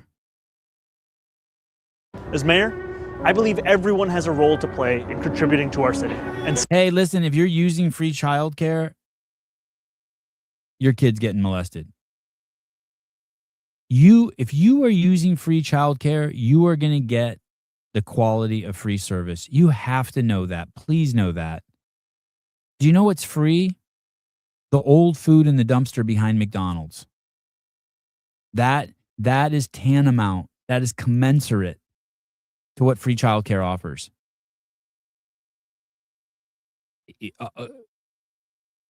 I say this with complete as definitive as anything can be. More definitive than your Savior Jesus Christ. Yeah, Ethiopian childcare is safer than free healthcare. Yeah, you do not want free healthcare or free childcare. You do not want that. You do not want free childcare. Unless you hate your kids. I'd rather send my kids to Epstein Island than fucking give them free healthcare or free childcare. You're out of your fucking mind. Some, a little bit more than others. Happy Tax Day, New York.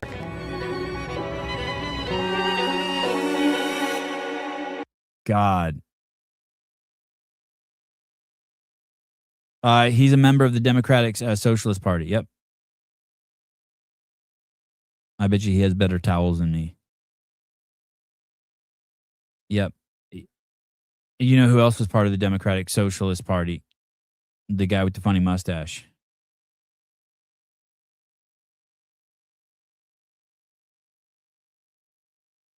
So bad. That guy, oh, here, let's listen to him talk. We'll listen to Ken Griffin talk too. His personal wealth is $50 billion, and he's leaving. So where does that leave us at 350 Park? That leaves us with the fact that we went to Miami and revised our building plan to make it a bigger office building. You're bailing? So what do we do at 350 is still a point of discussion internally. But what is no longer a point of discussion is that Miami is now, you know, when we moved from Chicago, there was a debate between New York and Miami. It's unquestionably true that we made the right choice. I'll leave it at that. It's unquestionably true that we made the right choice. And now what the mayor of New York has made clear to my partners, and principally my New York partners, is that we need to double down on our bet in Miami, because we want to be in a state that embraces business, that embraces education, that embraces personal freedom and liberty, and that embraces people having an opportunity to live the American dream. And he's out. He's out. He's gonna, and his worth is $50 billion. He's out. The best thing that you can have happen to you is someone move into your neighborhood and demolish their house and build something that's worth 3 times as much.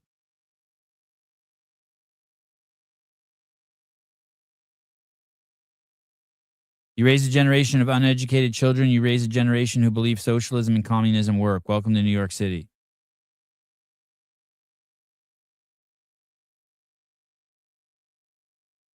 Happy Tax Day is wild. Yep.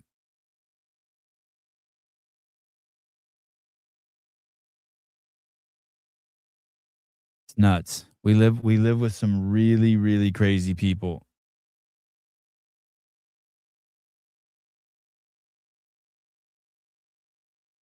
We had our friends over last night who are moving to Florida. I thought they'd never move. I thought we'd never move, and they're moving.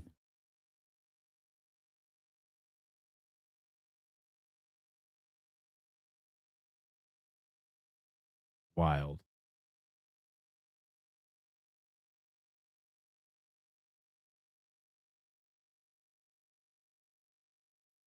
Part of me thinks it's fun to watch, but it's a little sadistic. Lib friends. No, not lib friends. Not as conservative as I am, but not libs. Not even close. I always copy this dude's ballot. This dude who came over yesterday, whenever he votes, I always ask him who to vote for. After visiting New York City, you have to have something wrong with you to want to live there. Well, all you have to do is ride the subway. The subway is so bad. It is so bad.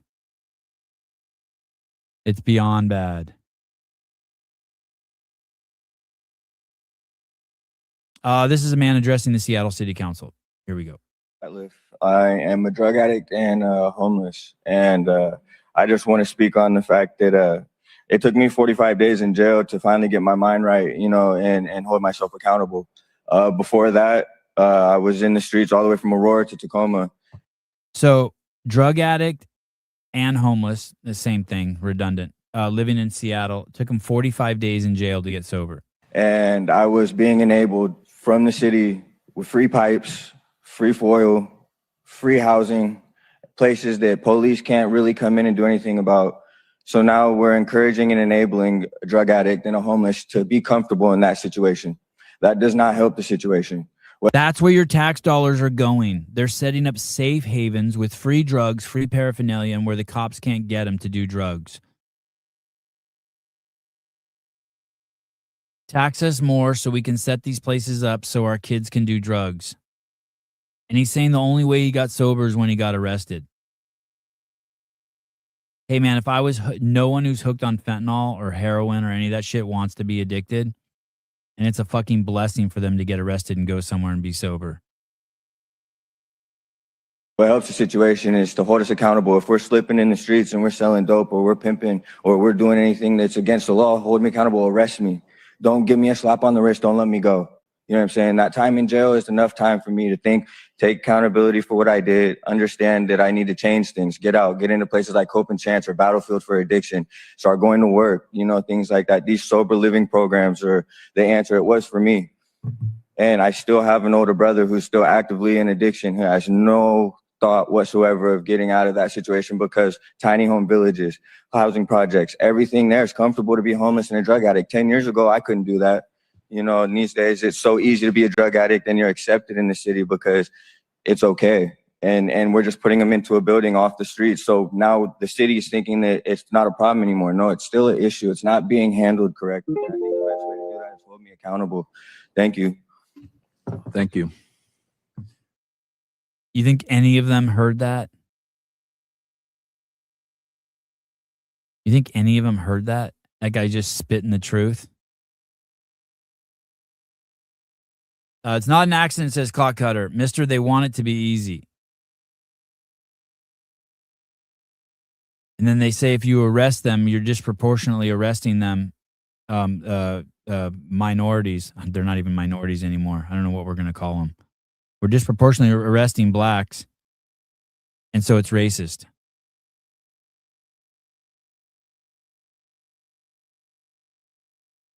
Mr. Coaching. You mean consequences for actions is how you correct behavior. Crazy.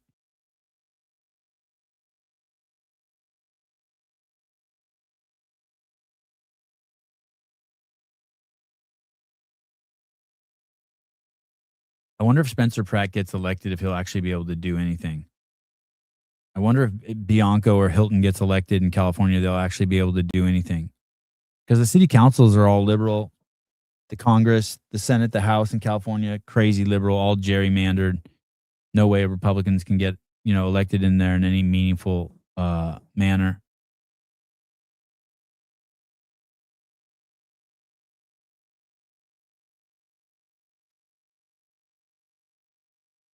And everything you're seeing here, is 100 times worse in Europe. Everything you're seeing here is 100 times worse in Europe. That's what's crazy. 100, and I'm not joking. I mean it. 100 times worse in Europe. Caller, hi.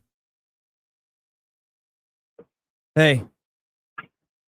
Yo, dude, how's it going? Amazing. I'm excited to go into the yard. The fog's rolled in thick this morning, but I keep waiting for the sun to come out so I can jump off the show and go out there and play on my new pavers. It's pretty much a daily thing, right? Where you're at coastal California, where that fog rolls in, that it dissipates eventually. This time of year, we call it June gloom. Yeah, we get a super thick fog in the morning. And it's actually pretty nice because it kind of gives you a little reprieve from the heat. And then around noon, it burns off. And then noon to 5, it's just like 85 degrees. Is that the temp right now? The average is like 85? Yeah, probably where I'm like a mile and a half up the hill from the beach. So yeah, it's a little warmer where I'm at. Down at the beach is probably like 76. It feels like it's always in the 70s here in California, 70s and 80s where I'm at. But as long as if there's no wind or breeze, it feels like it's 90. Yeah. As the Midwest guy, crazy the times I spent in California where every day is like the same. Wake up, you get the fog or whatever, and then it just 75, 80 every day. I mean, here you get all 4 seasons in one day. It's crazy. Yeah, the only thing that really lets you know that there's seasons is February. It rains, and then also just because of I just know because of what the plants are doing. Like same time every year, the birds are fucking in my yard. The leaves are there. The fruit's there. That's how I know. Yeah, wild. Hey, so check this out. Going back a little bit on the ambulance talk. Years ago, I bounced at a bar a friend of mine owned downtown Milwaukee, and right up the road we had a club, and there was a lot of riffraff. Let's just say they would stroll in. They'd ask if we had Hennessy and all. You know, they'd want to spend $5, but get everything that they want. You know, gunshots in the alley, the whole 9 yards. It was chaos. Police were there all the time, right? So I was always used to that. But we had this one guy, one night, dead of winter, it's cold as hell outside, and the Spanish dude, he stumbles in, no shoes on, barefoot. It's cold. Like, damn, dude, that sucks. You know, my heart's going out to this guy, right? Yep. So I'm like, all right, I know we got like a lost and found. So I run back, I get this guy a pair of shoes. He barely speaks any English. He's just all sorts of fucked up. I escort him back outside, trying to tell him, hey, man, you're going to have to go to a shelter or you have anything, you know what I'm saying? As we're talking, he's kind of doing like, remember Mortal Kombat? Finish him like you're about to finish the guy and they're just kind of wobbling around. Yes. He just, and he just falls backwards. Bashes the back of his head on the bottom of a light bulb. Blood everywhere. He's writhing in pain. I'm like, what the fuck just happened? I call 911. Ambulance shows up. I bring them over. They take one look at the guy. They're like, oh, Hector, we pick this guy up all the time. Oh, wow. And I'm like, what do you mean? How many? Like, he's like, man, it's like just me alone. I probably picked this guy up 30 plus times for like similar things. He'll fall over, he'll get hurt. You know, the people don't know how to get rid of him, so they call 911. Like, god damn, just one guy, you know, in one city in America that many times. Fuck. But yeah, it's crazy, man. I think it's worse than we actually think.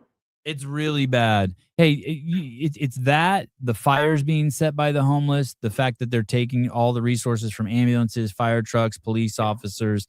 It's crazy. Yeah, and that video that you just played of that young man, when you're the board, the city council, whatever, you have this young man telling you this.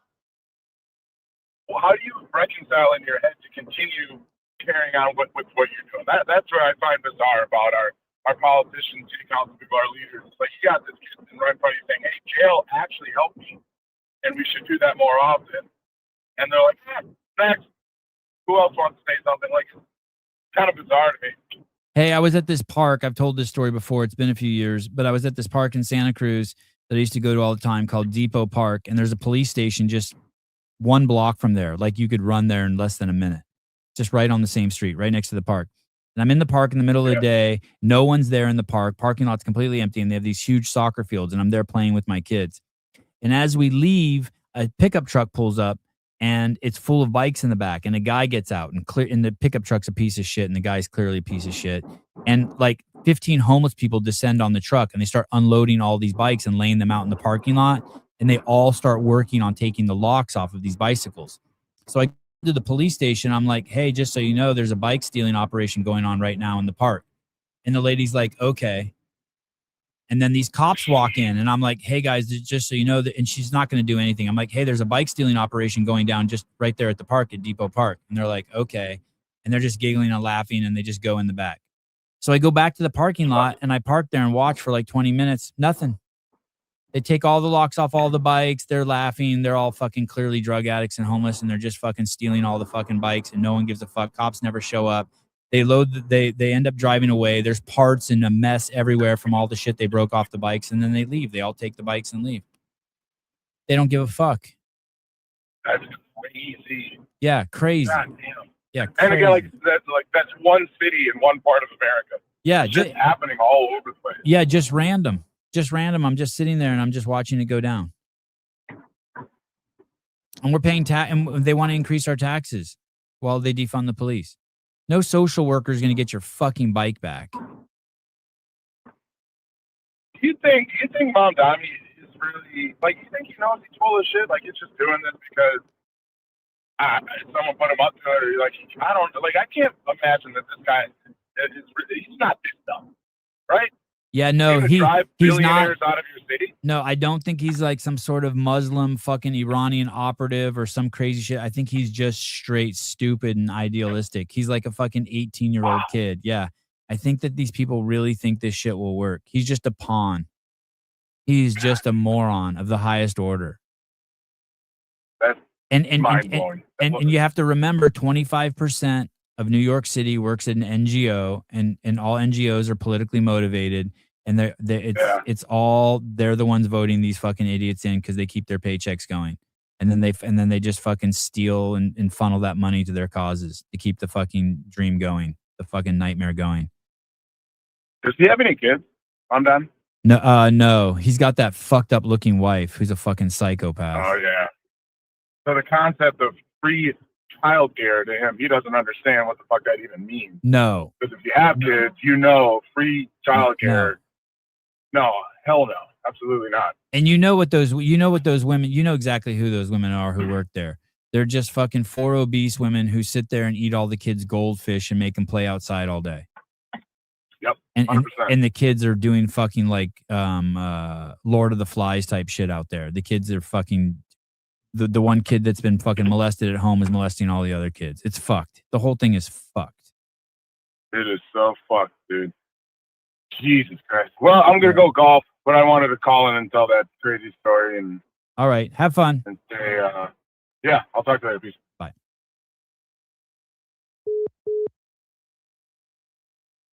NGOs survive on government grants. Yeah. Your buddy, you work at the city and you're like, hey, you tell your buddy, hey, you should open an NGO and fucking fill up this grant work. I'll get you some money. That dirty. It's that dirty.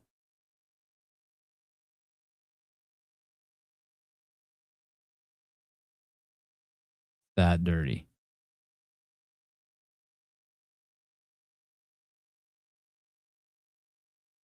Bad.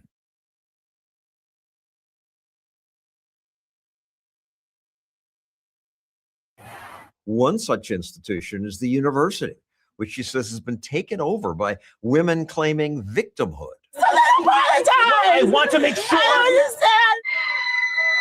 What about our protection right now? The claims of unsafety, of danger, of jeopardy are completely hysterical neuroses in the first place.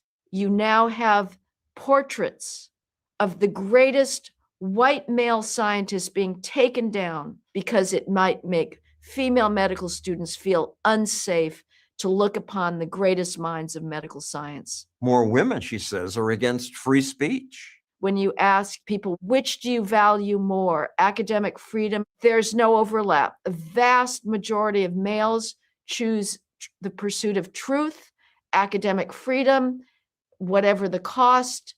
The females favor emotional safety and equity. So what? Both are good qualities. No, they're not. The university exists for the pursuit of truth. Men and women, she says, should fight this trend.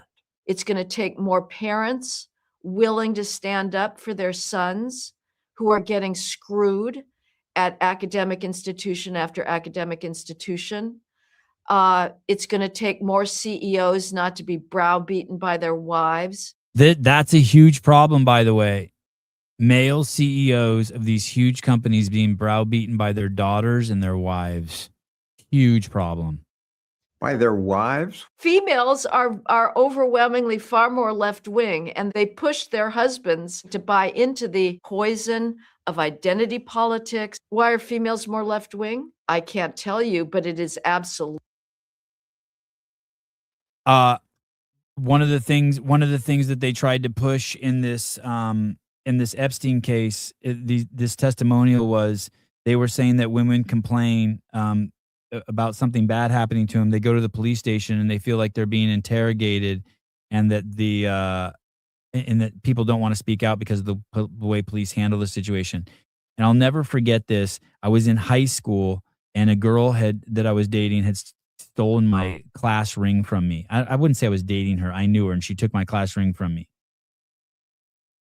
And she wouldn't give it back and she wouldn't give it back.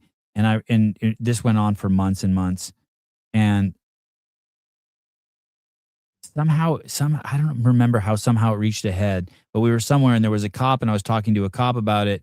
And the cop said, "Hey, you should just let it go." And I go, "Yeah, I will. I have." And I go, "But why do you say that?" And he said, "Because all she has to do is say that you did something wrong and you're fucking toast. No one will ever believe you." And I didn't see it going like that. In a million years, I didn't see that conversation going like that.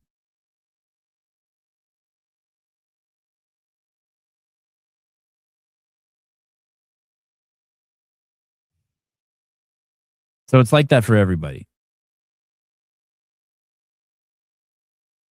Thinking they're unsafe in this country. We're on stolen land. Yeah. All right. It's gonna be a good Sunday. No plans. Hopefully I can get Maddie stirred on Wednesday. I text her this morning hoping to get her on Wednesday at 4 p.m. my time. I think that's like Thursday, 9 a.m. their time. Oh, shit. I don't know if I can do that Wednesday. Oh, shit. I'll be driving to NorCal Classic. Oh, shit. Maybe I have to do Maddie on Tuesday since Wednesday is a travel day. I want to do a whole push. I want to do a whole year on. I want to interview like someone from Australia every week for a year. It'd be cool for an afternoon show because 4 p.m. is such a good time for them. 4 p.m. my time is a good time for them. Oh, that sounds fun. I set up a hummingbird feeder. We have hundreds of hummingbirds on the property every day. I set up a hummingbird feeder and they don't use it. Why is that? I am not doing towel shopping. Here's the thing. No matter how much I complained about the towels, it's not bad enough to want to like I'm not interested in I just want to weigh in on it from my safe space in my studio. I don't want to weigh in on it in real life.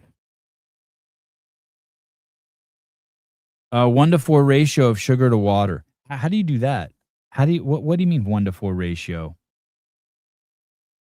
So if you have 10 ounces of water, you weigh out 1 ounce. If 10 ounces volume wise of water and then weigh 1 ounce of sugar.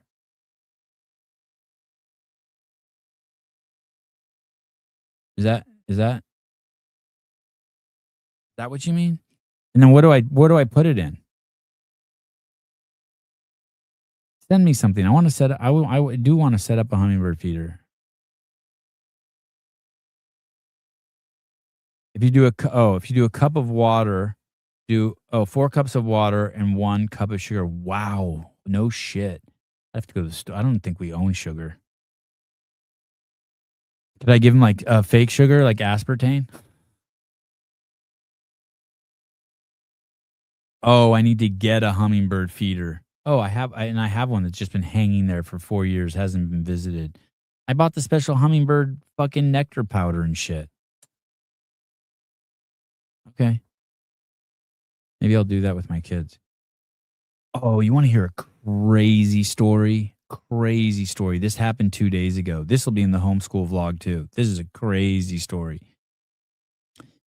I was sitting in the living room on the couch, probably playing video games, Clash Royale on my phone, taking a few minutes of solace, quiet time. And my youngest son, Ari, runs into the living room and he goes, "I was just peeing outside and a hummingbird came and drank from my piss stream." I said, "Excuse me?"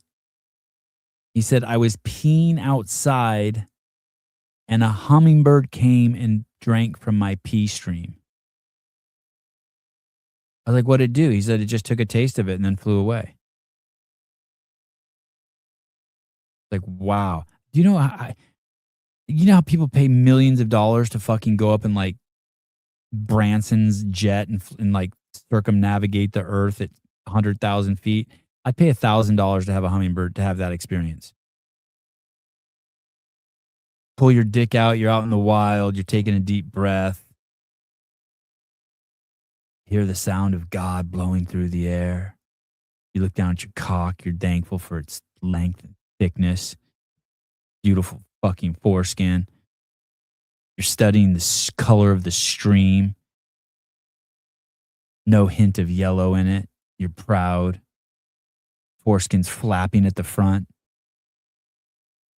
And all of a sudden, nature's most vicious animal, pound for pound, the hummingbird, descends to below your eye level, pokes its beak into your pee stream. Fuck. Amen. You're one with nature. You're seeing the cycle of life. What's one man's waste is another bird's breakfast.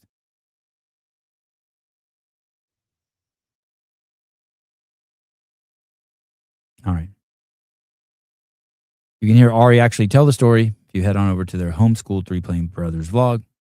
I'm guessing that one's probably like a month from coming out. We're a month behind. I'll take things that never happened for 100K. No, for 1,000. No, that's what I thought too. But one thing my kids don't do is they don't lie. It's crazy. If there's one pee stream, you might not get your source from it. There's a one pee stream, you might not get your source from its Metosian. I don't know what you're saying, but I get what you're saying. I caught a hummingbird on a flower in 1993. Like when you get closer and closer to a squirrel, assuming it will run off, but it didn't fly away. I assumed it was injured, but when I opened my hand, it flew away. Yeah, that's cool. Probably a baby. The babies are kind of dumb. We picked up a baby bird the other day off the ground. Took like 20 minutes for it to fly away. All right. I will see you guys soon. For sure tomorrow morning. All right. Have a good day. Love you guys. Some of you. Bye-bye.